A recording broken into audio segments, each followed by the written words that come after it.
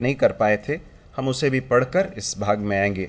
मैं आपके लिए पढ़ देता हूँ फिलिपियों की पत्री, पहला अध्याय 9 से लेकर 11। मैं ये प्रार्थना करता हूँ कि तुम्हारा प्रेम ज्ञान और सब प्रकार के विवेक सहित और भी बढ़ता जाए, यहाँ तक कि तुम उत्तम से उत्तम बातों को प्रिय जानो और मसीह के दिन तक सच्चे बने रहो और ठोकर न खाओ, और उस धार्मिकता के फल से जो यीशु मसीह के द्वारा होते हैं भरपूर होते जाओ, जिससे परमेश्वर की महिमा और स्तुति होती रहे।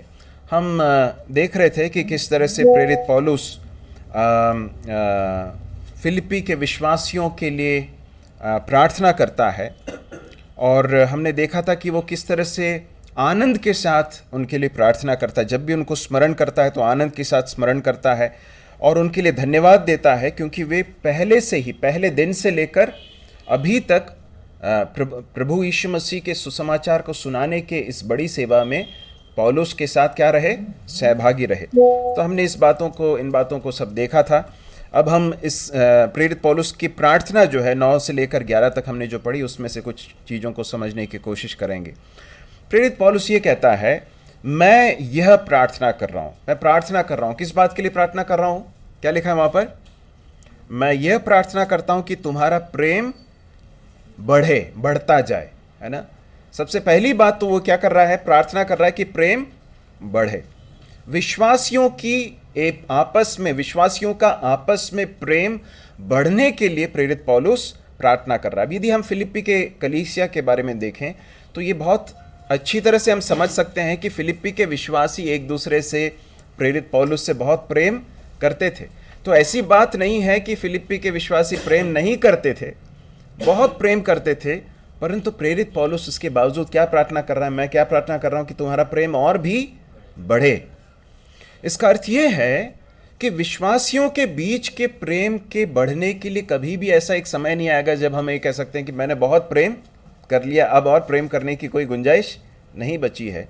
परमेश्वर का वचन यह स्मरण दिलाता है कि विश्वासियों को आपस में प्रेम करने में और भी अधिक बढ़ते ही जाना चाहिए। और हमारे लिए जो मापदंड है, हमारे लिए जो स्टैंडर्ड है, वो क्या है?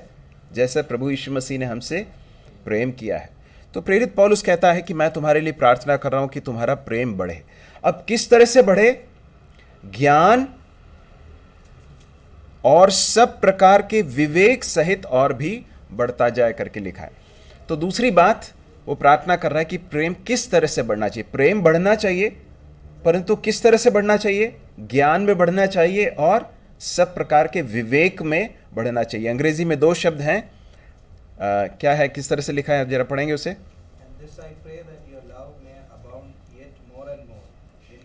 इन knowledge and in all judgement, या फिर डिसर्नमेंट। अंग्रेजी में दूसरा एक शब्द है डिसर्नमेंट। तो प्रेरित पौलुस कह रहा है कि मैं तुम्हारे लिए प्रार्थना करता हूं, और जब प्रार्थना करता हूं तो ये प्रार्थना कर रहा हूं तुम्हारा प्रेम बढ़े। अब प्रेम बढ़ने का मतलब क्या है? क्या ये है कि हम जब एक दूसरे से मिलते हैं तो हम एक दूसरे की सिर्फ पीठ थपथपाएं, और यदि एक दूसरे में कोई गलती देखते हैं तो चुप बैठें? क्या ये प्रेम है क्या? नहीं। सच्चा प्रेम क्या है? सच्चा प्रेम वो है जिसमें हमारा प्रेम ज्ञान और विवेक में बढ़ता है, या फिर नॉलेज और डिसर्नमेंट में बढ़ता है। परमेश्वर किस तरह से चीज़ों को देखते हैं उस तरह से देख पाना परमेश्वर का ज्ञान है ना। ज्ञान में मतलब किसके ज्ञान में? परमेश्वर के ज्ञान में और वचन के ज्ञान में बढ़ना बहुत ही आवश्यक है। चीज़ों को परमेश्वर किस तरह से देखते हैं, इस तरह से देखकर प्रेम करना, यह बहुत ही महत्वपूर्ण है। यदि हमारा प्रेम परमेश्वर के वचन के ऊपर और परमेश्वर के साथ के एक अच्छे संबंध पर आधारित न हो, ध्यान दीजिए इधर, तो फिर वो वास्तव में प्रेम नहीं है। फिर वो क्या है? मानुषिक प्रेम है। यदि हमारा प्रेम सिर्फ सांसारिक बातों के ऊपर आधारित है, जैसे कि मुझे ये व्यक्ति पसंद है इसलिए मैं इससे प्रेम करता हूं, ये मेरे जैसा सोचता है इसलिए मैं उससे प्रेम करता हूं, या फिर ये मुझे परेशान नहीं करता है इसलिए मैं प्रेम करता हूं, या मेरे विचार इससे मिलते हैं इसलिए मैं प्रेम करता हूं, ये सब क्या है? मानुषिक आधार है। परंतु परमेश्वर का वचन जिस प्रेम की बात करता है वो कैसा प्रेम है? वो अगापे प्रेम है, वो ईश्वरीय प्रेम है, और वो इस तरह का प्रेम नहीं है। तो यहाँ पर वो कहता है कि तुम्हारा प्रेम बढ़ना चाहिए। किस में बढ़ना चाहिए? ज्ञान में और विवेक में, सब प्रकार के विवेक में। अंग्रेजी में लिखा है कि नॉलेज एंड डिसर्नमेंट। अब जरा इन भागों को जरा जल्दी से निकाल लें। इफिसियों 4 का 32 और 5 का 2, जल्दी पढ़ें। और एक दूसरे पर कृपालु और करुणामय हो, और जैसे परमेश्वर ने मसीह में तुम्हारे अपराध क्षमा किए, वैसे ही तुम भी एक दूसरे के अपराध क्षमा करो।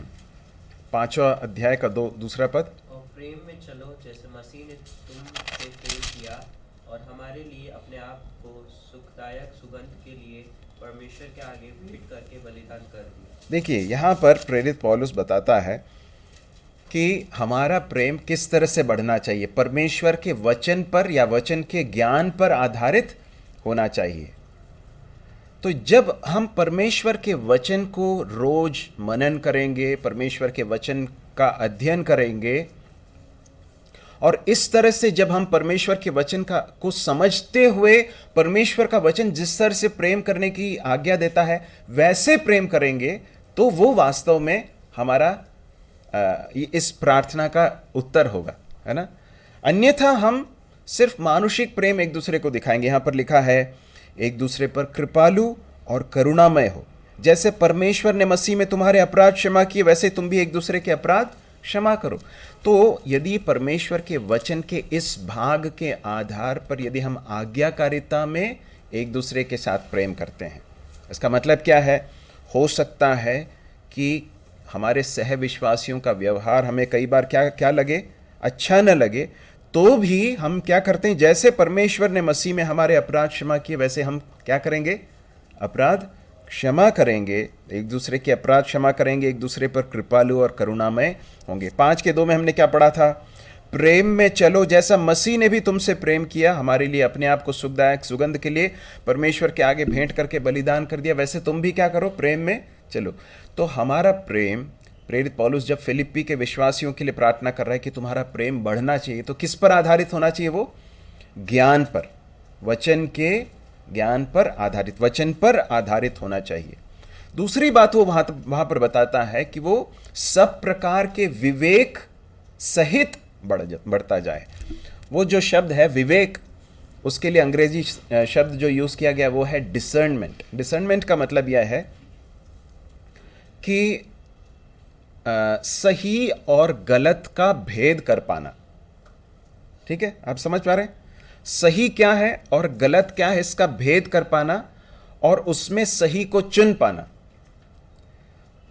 ये तो एक डिस्टिंक्शन हो गया। ठीक है, इसके अलावा हमारे आपस में जो हमारा प्रेम है वो इस पर आधारित होना चाहिए कि जब हम हमारे सहविश्वासियों के साथ व्यवहार करते हैं, मिलते हैं, जब संगति करते हैं, जब हमारे सहविश्वासियों में यदि कोई ऐसी बात दिखती है जो गलत है, तो सच्चा प्रेम क्या कहता है, किस बात की मांग करता है? कि हम प्रेम में जाकर हमारे भाई से या बहन से कहें कि भाई या बहन ये तो सही नहीं, ये तो उचित नहीं है, ये गलत है ना। उसका दूसरा पक्ष ये है कि प्रेरित पौलुस जब कहता है कि डिसर्नमेंट बढ़ना चाहिए, तो डिसर्नमेंट या फिर विवेक जो है न सिर्फ सही और गलत का भेद करता है, परंतु अच्छे और उत्तम में भी भेद कर पाता है। आप समझ पा रहे हैं? दो डिस्टिंक्शंस, एक तो क्या है? सही और गलत, दूसरा क्या है? अच्छा और उत्तम, गुड एंड एक्सेलेंट। क्योंकि आगे जाकर वो कहता है उस बात को, क्या कहता है? वापस फिलिपियों में आ जाइए, क्या कहता है 10वें पद में? यहां तक कि तुम उत्तम से उत्तम बातों को प्रिय जानो। तो क्या कहना चाहता है प्रेरित पौलुस? कहना यह चाहता है कि हम अपने सह विश्वासियों के साथ के प्रेम के संबंध में, हम सहभागिता की बात कर रहे हैं, तो इस सहभागिता में हमें किस तरह से प्रेम करना है? सही और गलत को डिसर्न करते हुए प्रेम करना है। प्रेम का मतलब सिर्फ वाहवाही करना, प्रशंसा करना नहीं है। सच्चे प्रेम में हम करेक्शन भी करते हैं, सुधार भी करते हैं, प्रशंसा करते हैं जब सही होता है, तो जब गलत होता है तो क्या करते हैं? सुधार भी करते हैं। इसके साथ साथ हम अपने सहविश्वासियों के साथ के प्रेम में ये भी बताते हैं कि भाई ये अच्छा कर रहे हैं आप, परंतु ये जो कर सकते हैं आप, ये इससे भी उत्तम होगा। आप समझ रहे हैं? इस तरह से यदि आप करेंगे तो ये और भी उत्तम होगा। एक बहुत ही एक प्रायोगिक उदाहरण मैं देना चाहता हूं। हम जिस तरह से अपने समय का उपयोग करते हैं, उदाहरण के लिए ये एक क्षेत्र है मान लीजिए, है ना, और हम आप एक दूसरे के साथ मिलते हैं और जब देखते हैं कई बार हमारा कोई भाई है जो मोबाइल फ़ोन पर अनावश्यक रूप से बहुत समय वेस्ट कर रहा दिखता है, क्या करना चाहिए? प्रेम किस बात की मांग करता है कि हम जाकर कहें कि भाई क्या करना चाहिए? भाई ये तो सही नहीं है, ऐसा करके आप क्या कर रहे हैं? अपना बहुत समय वेस्ट कर रहे हैं। और इसमें उत्तम क्या होगा कि आप अपने समय को उन चीज़ों में इन्वेस्ट करें, उन चीज़ों में निवेशित करें जो सबसे अधिक परमेश्वर की महिमा के लिए हो सकता है। तो इस तरह से हमारा प्रेम बढ़ना चाहिए। प्रेरित पौलुस कह रहा है कि मैं तुम्हारे लिए प्रार्थना कर रहा हूं कि तुम्हारा प्रेम ज्ञान और सब प्रकार के विवेक सहित और भी बढ़ता जाए। जब प्रेम ज्ञान सहित विवेक सहित बढ़ेगा तो तुम किन बातों को प्रिय जानोगे? 10वें पद में क्या लिखा है? उत्तम से उत्तम बातों को प्रिय जानोगे, है ना। इफिसियों 4:15 में हम पढ़ते हैं प्रेम में क्या करना है? सत्य बोलना है। पढ़िए उस भाग को। वरन प्रेम में सच्चाई से चलते हुए सब बातों में उसमें जो स्थिर सिर है अर्थात मसीह में बढ़ते जाए। प्रेम में सच्चाई बहुत ही जरूरी है। यदि हम सच्चाई पर नहीं चल रहे हैं या फिर सत्य को नहीं बोलते हैं तो वो प्रेम नहीं है। तो प्रेम में सत्य बोलने की बात है और सबसे उत्तम चीज़ों को प्रमोट करने की बात होती है। प्रभु हमारी सहायता करे कि इस तरह से हमारा प्रेम एक दूसरे के साथ बढ़ सके। तो प्रेरित पौलुस की प्रार्थना कितनी स्पेसिफिक है। देखिए, हम कई बार हमारी प्रार्थनाएं कितनी सतही होती हैं, कितनी सुपरफिशियल होती हैं। हम बहुत हमारी प्रार्थनाओं में कई बार बहुत सांसारिक चीज़ों को, भौतिक चीज़ों को कितना अधिक महत्व देते हैं कि प्रभु नौकरी में समस्या है या फिर स्वास्थ्य में तकलीफ़ें हैं, प्रभु उनके लिए प्रार्थना करते हैं। लेकिन प्रेरित पौलुस की प्रार्थनाओं से हमें समझ में आता है कि किन बातों के लिए हमें बहुत ज़्यादा समय व्यतीत करना चाहिए, किस तरह से प्रार्थना करनी चाहिए। ठीक है, अब परखने की बात जब हम करते हैं या फिर विवेक की बात करते हैं तो कुछ रेफरेंसेस को हम देखेंगे।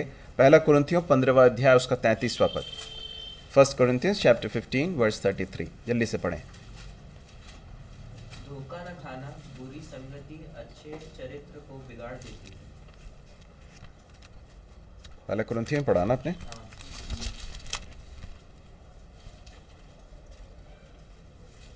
धोखा न खाना बुरी संगति अच्छे चरित्र को बिगाड़ देती। ठीक है, पहला यूहन्ना 4:10 पढ़ें।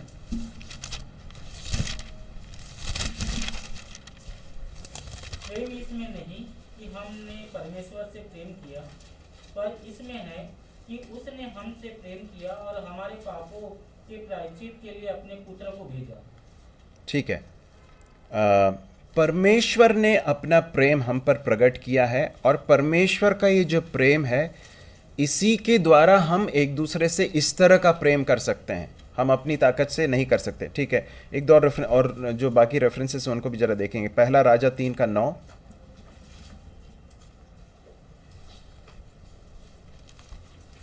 पहला राजा 3:9। तू अपने दास को अपनी प्रजा का न्याय करने के लिए समझने की ऐसी शक्ति दे कि मैं भले बुरे को परख सकूं, क्योंकि कौन ऐसा है कि तेरी इतनी बड़ी प्रजा का न्याय कर सके। कौन प्रार्थना कर रहा है, आपको याद है? सुलेमान प्रार्थना कर रहा है। क्या प्रार्थना कर रहा है? जब प्रभु ने उससे पूछा कि तू मांग मैं तुझे दूंगा, तेरी प्रार्थना का उत्तर दूंगा, तो उसने क्या मांगा? उसने प्रभु से परखने की शक्ति, परखने की सामर्थ्य मांगी, या डिस्क्रिशन मांगा, या डिसर्नमेंट मांगा। तो ये बहुत महत्वपूर्ण है हमारे लिए। इस बात को प्रार्थना करने की ज़रूरत है कि हम डिसर्नमेंट में बढ़ें। यदि हम भले बुरे को परख नहीं पाएंगे ना, तो हमारा जीवन जो है व्यर्थ की अनावश्यक चीज़ों में जो है वेस्ट हो जाएगा। इसलिए सुलेमान जो है इस बात को इतना महत्व देते हुए प्रार्थना कर रहा है कि प्रभु मुझे ऐसी शक्ति दे कि मैं भले बुरे को पहचान सकूं। इब्रानियों 5:14 भी पढ़ लें।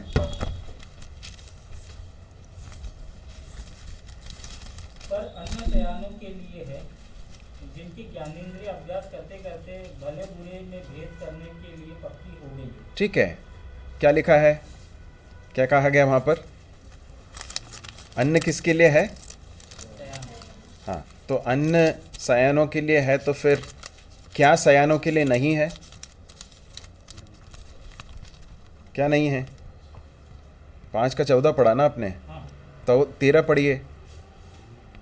क्योंकि दूध पीने वाले बच्चे को तो धर्म के वचन की पहचान नहीं होती, क्योंकि वह बालक है।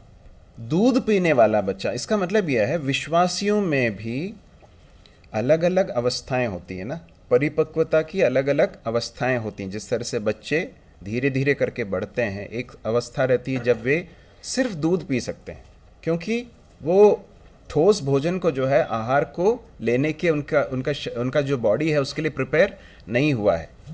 परंतु जब सयाने हो जाते हैं, बड़े हो जाते हैं, तो क्या होता है, धीरे धीरे करके ठोस भोजन भी वो अन्न खाने लगते हैं। धीरे धीरे करके बड़े होने पर वो अन्न खा सकते हैं। तो प्रेरित इब्रानियों का लेखक ये बताता है कि अन्न सयानों के लिए है, जिनकी ज्ञानेंद्रियां अभ्यास करते करते भले बुरे में भेद करने में निपुण हो गई हैं। ये एक ऐसे विश्वासी का चित्र है जिसने जो डिसर्नमेंट में बढ़ रहा है, जो भले और बुरे में भेद करने में क्या हो रहा है, निपुण हो रहा है। यदि इसका संदर्भ देखेंगे ना, तो आपको समझ में आएगा कि इब्रानियों का लेखक क्यों इस बात को कह रहा है। 12वें पद को पढ़ें। समय के विचार से तो तुम्हें गुरु हो जाना चाहिए था, तो भी यह आवश्यक हो गया है कि कोई तुम्हें परमेश्वर के वचनों की आदि शिक्षा फिर से सिखाए। तुम तो ऐसे हो गए हो जैसे अन्न के बदले अब तक दूध ही चाहिए। मतलब अनेक विश्वासी ऐसे होते हैं, समय तो गुजरता जा रहा है, लेकिन जिस तरह से डिसर्नमेंट में बढ़ना चाहिए, परखने में बढ़ना चाहिए, भले बुरे में और अच्छे और उत्तम में भेद कर पाना चाहिए, वैसा करने की अवस्था में आ ही नहीं पाए हैं। क्यों नहीं आ पाए हैं? क्यों नहीं आ पाए हैं? क्या लगता है आपको, क्यों ऐसा होता है?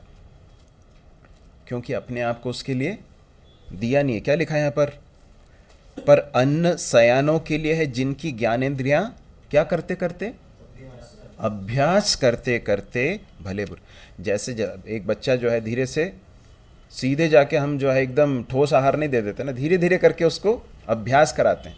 धीरे धीरे करके वो जो है ज़्यादा ठोस आहार भी खाने लगता है, और वो जो है उन सारी चीज़ों को पचा भी पाता है। इसी तरह से परमेश्वर के वचन के ज्ञान में और परिपक्वता में और परखने में, भले और बुरे के और अच्छे और उत्तम में भेद कर पाने के इस परिपक्वता में बढ़ना हर विश्वासी के लिए बहुत ही महत्वपूर्ण। इस बात को हम याद रखें। वो कहता है आगे जाकर, वापस फिलिपियों में आ जाइए।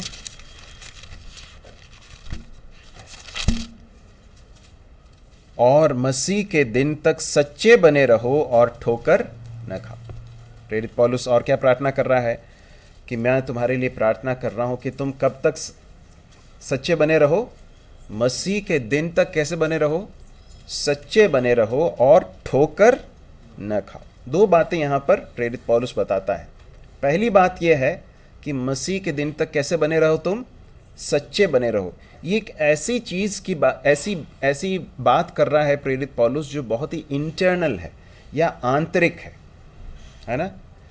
क्योंकि वो अंग्रेज़ी में जो शब्द यूज़ किया गया वो है सिंसियर।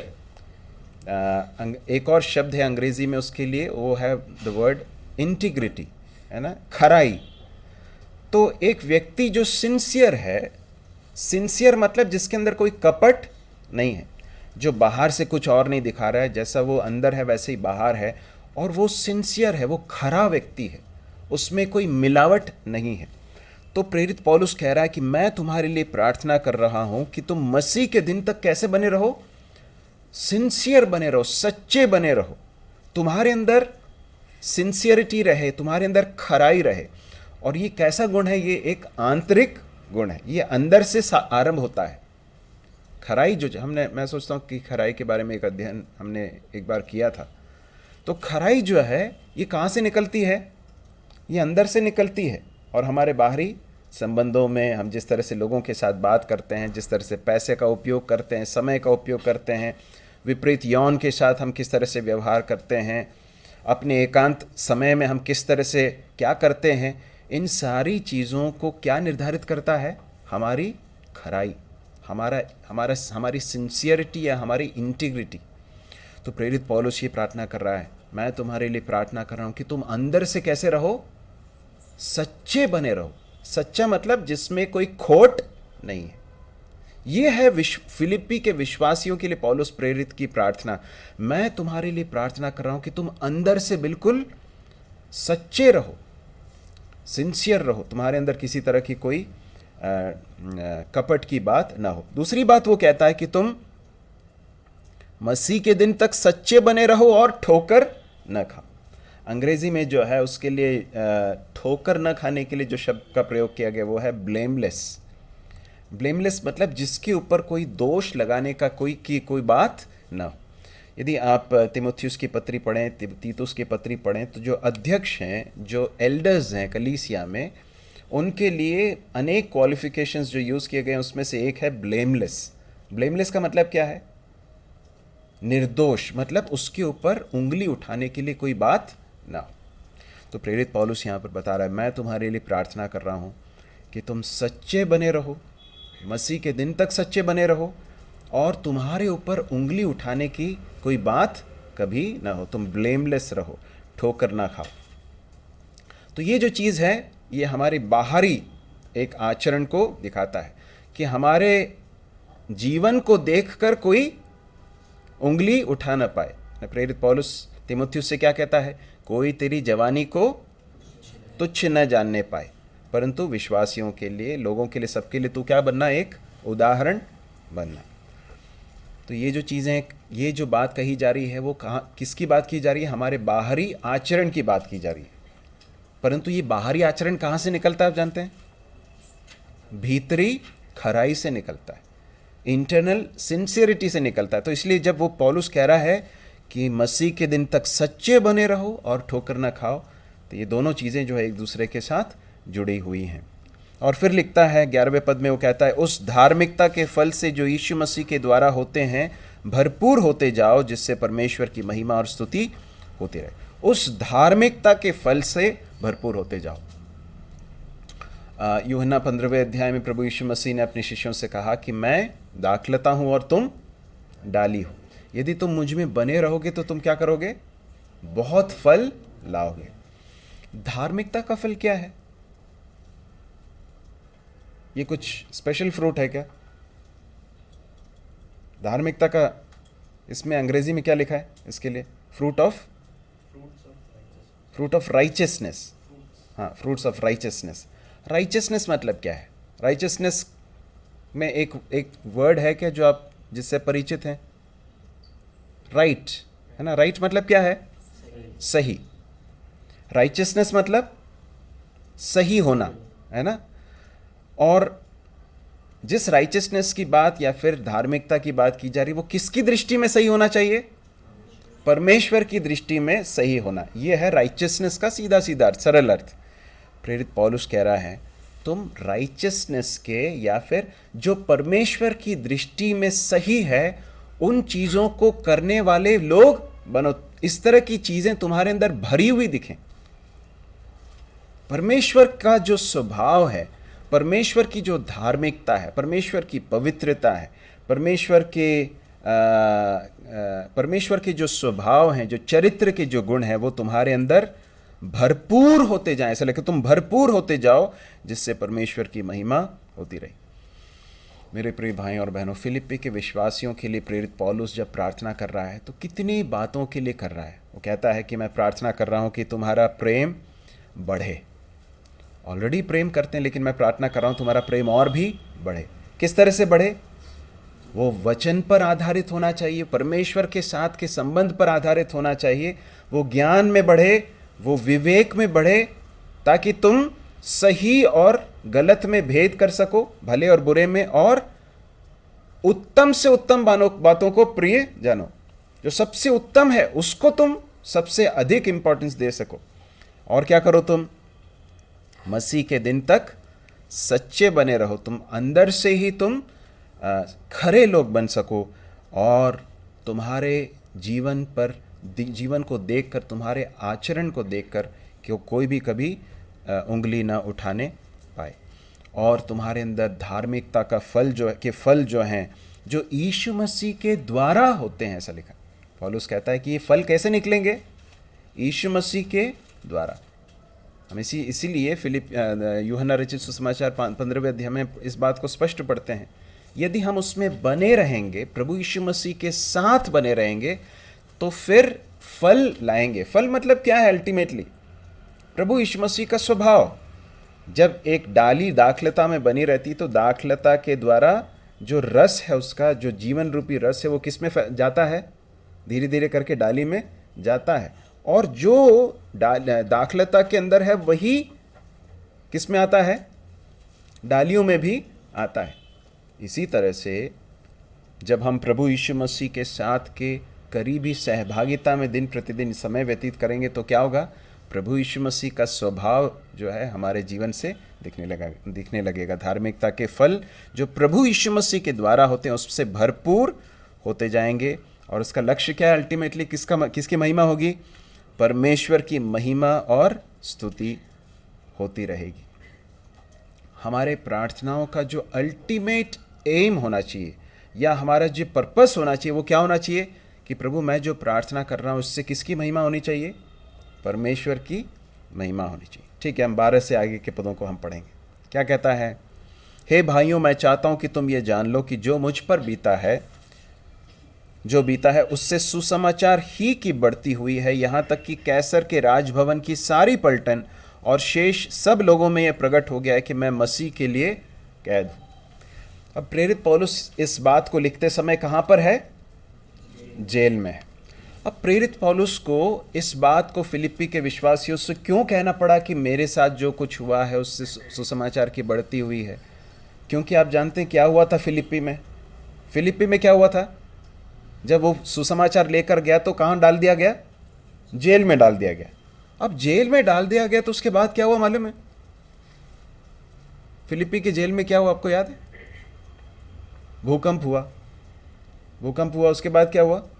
सब बंधन खुल गए, और जेलर जो है अपने आप को मारने वाला था, लेकिन पौलुस ने बोला कि हम सब यहाँ पर है, अपने आप को कुछ मत कर। उसके बाद जेलर और उसका परिवार जो है वो उद्धार में आ गया, और वे लोग वहाँ से छूट कर चले गए। अब पौलुस कहाँ पर है? रोम के जेल में है, फिर से जेल में है। लेकिन अभी तक कोई भूकंप हुआ है क्या? भूकंप नहीं हुआ है, बंधन नहीं खुले हैं, अभी भी वो जेल में ही है। तो फिलिप्पी के विश्वासियों के मन में ऐसा आ सकता है कि फिलिप्पी में जब हुआ था तो बाहर तो निकल आए थे, अभी तक निकले क्यों नहीं हैं? क्या कुछ समस्या है क्या? पौलुस उनको ये बताना चाहता है कि परमेश्वर हमारे जीवन की हर परिस्थिति को अपनी महिमा के लिए इस्तेमाल कर सकता है, फिर चाहे वो जेल में हो या स्वतंत्र हो। प्रेरित पौलुस इसलिए कहता है कि मेरे जेल में आने से सुसमाचार का काम जो है वो रुका नहीं है। ऐसा लग सकता है लोगों को कि सुसमाचार की बढ़ती जो है क्या हो गई? रेस्ट्रिक्ट हो गई। सुसमाचार रेस्ट्रिक्ट हो गया, सुसमाचार का प्रसार कम हो गया। लेकिन पौलुस क्या कह रहा है? इसके ठीक विपरीत हुआ। क्या हुआ? सुसमाचार ही की बढ़ती हुई है। कैसे हुआ? 13वें पद में लिखा है, यहां तक कि कैसर के राजभवन की सारी पलटन और शेष सब लोगों में यह प्रकट हो गया कि मैं मसीह के लिए कैद हूं, और प्रभु में जो भाई हैं उनमें से अधिकांश मेरे कैद में होने के कारण हियाव बांधकर परमेश्वर का वचन निधड़क सुनाने का और भी साहस करते हैं। पौलुस जो है बंदीगृह में पहुंचा। आप जानते हैं बंदीगृह में पौलुस को जो है 2 सैनिकों के साथ हमेशा रखा जाता था, और इनकी एक शिफ्ट होती थी। इतने घंटे तक ये लोग पौलुस के साथ रहेंगे, उसके बाद फिर वो बदली चेंज हो जाती है, 2 और सैनिक फिर बाद में आते हैं। पौलुस क्या करता था मालूम? पौलुस जितने लोगों के साथ उसकी ड्यूटी लगती थी, सबको वो सुसमाचार सुनाता था। और ऐसा करते करते जितना समय वो वहाँ पर रहा, उस समय पर ये जितने सैनिक थे जो वहाँ पर आते थे, जो गार्ड्स आते थे, उन्होंने सबने क्या सुन लिया? सुसमाचार सुन लिया। कहाँ कहाँ पहुँचा? कैसर के राजभवन की सारी पलटन और शेष सब लोगों में, मतलब बंदी गृह में जो लोग थे, है ना, वो जब वो कह रहा हो तो आसपास जो बंदी लोग हैं वो लोग भी सुन रहे हैं, है ना, सैनिक सुन रहे हैं, कैसर के राजभवन की सारी पलटन सुन रही है, और भी जो लोग हैं सबके पास ये खबर फैल गई कि पौलुस जो है वो किसके कारण है यहाँ पर। पौलुस कोई अपराधी नहीं है, परंतु किसका, क्यों आया है यहाँ पर, मसीह का राजदूत होकर आया। क्या कहता है कि मैं मसीह के लिए कैद हूं। एक व्यक्ति कोई गलत काम करके, अपराध करके जेल में आता है तो ये बात बहुत जल्दी फैल जाती है कि इसने कौन सा अपराध किया है। पौलुस के बारे में वहां पर सब लोगों को मालूम पड़ गया कि इसने कोई अपराध नहीं किया है, बल्कि ये किस लिए आया है यहाँ पर, मसीह के लिए कैद है, मसीह के कारण वो वहां। प्रेरित पौलुस ने वहां पर अपने आप को कैसे कंडक्ट किया, जैसे कि वो एक अपराधी, एक कैदी नहीं है, बल्कि वो कैसा है, वो एक एम्बेसडर, राजदूत है। आपने देखा राजदूतों को, देश के अलग अलग देश के जो राजदूत जाते हैं वो लोग बहुत अपने आप को बहुत डिग्निफाइड, गरिमा के साथ अपने आप पेश आते हैं, क्योंकि वो अपने देश को क्या कर रहे होते हैं, रिप्रेजेंट करते हैं। दूसरे देश में जाकर वो अपने देश को रिप्रेजेंट करते हुए। प्रेरित पौलुस ने जेल में हो या बाहर हो, जहां कहीं भी था, वो अपने आप को मसीह के राजदूत के रूप में, इसलिए वो कुरिन्थियों के पत्री में कहता हम तो मसीह के राजदूत हैं। मेरे प्रिय भाइयों और बहनों, हम जहाँ कहीं भी होते हैं, आप स्कूल में हैं, आप कॉलेज में हैं, आप अपने नौकरी के स्थान में हैं, आप अपने व्यवसाय में हैं, आप रोड पर हैं, आप किसी रेस्टोरेंट में बैठे हुए हैं, या आप ट्रेन में सफ़र कर रहे हैं, आप जहाँ कहीं भी हैं, इस बात को कभी ना भूलिए कि आप मसीह के राजदूत हैं। You are representing Christ and God's kingdom. परमेश्वर के राज्य का प्रतिनिधित्व कर रहे हैं। लोग जब आपको देखते हैं तो आपके द्वारा मसीह को देखना चाहते हैं। बहुत दुख की बात है, मैं आपको बता रहा हूं, बहुत ध्यान से सुनिए इस बात को, कि अनेक विश्वासियों का कलीसिया के अंदर जो आचरण होता है वो बहुत आत्मिक होता है, परंतु कलीसिया के बाहर जब अविश्वासियों के साथ जब वो रिलेट करते हैं, अपने नौकरी के स्थान में हो, अपने व्यवसाय में हो, या अपने घर में हो, आस पड़ोस में हो, कई बार उनके व्यवहार को देखकर ऐसा लगता नहीं है कि वो मसीह के राजदूत हैं। किसी भी तरह से केयरलेस तरीके से बात करना, किसी भी व्यक्ति के बारे में बैठकर गॉसिप करना, किसी की बुराई करना, या फिर बेईमानी के साथ काम करना, अपने समय को वेस्ट करना, पैसे के मामलों में जो है केयरलेस तरीके से पेश आना, ये सब मसीह को लोगों के सामने मिसरिप्रेजेंट करता है, गलत तरीके से पेश करता है। प्रेरित पौलुस जेल में था, लेकिन हमेशा उसने इस बात को याद रखा कि मैं मसीह का राजदूत हूँ। एक और बात जो हम सीख सकते हैं वो यह है कि हमारे जीवन की तकलीफदेह परिस्थितियों में हम जिस तरह से रिस्पॉन्ड करते हैं या प्रत्युत्तर देते हैं, वह लोगों के पास एक संदेश पहुंचा रहा है।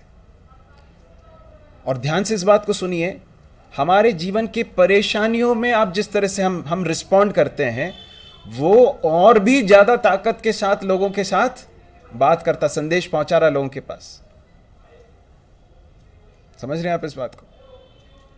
जब चीजें सब अनुकूल हैं तब की बात नहीं कर रहा हूं, परंतु जब परिस्थितियां प्रतिकूल हों, उस समय पर आप जिस तरह से रिस्पॉन्ड कर रहे हैं, उसके द्वारा आप लोगों के पास एक संदेश पहुंचा रहे हैं।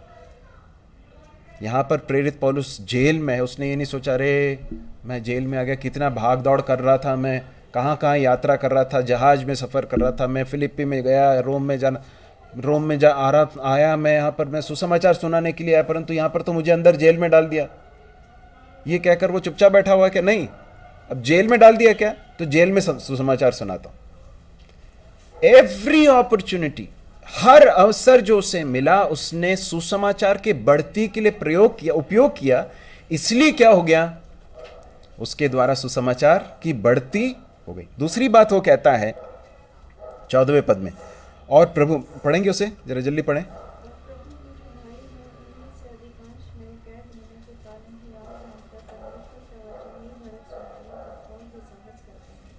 प्रभु में जो भाई हैं उनमें से अधिकांश मेरे कैद होने के कारण क्या करते हैं, हियाव बांधकर परमेश्वर का वचन निधड़क सुनाने का और भी साहस करते हैं। जो लोग बाहर हैं, मतलब जो अभी जेल में नहीं है, पौलुस और उसके साथ तिमोथियुस है,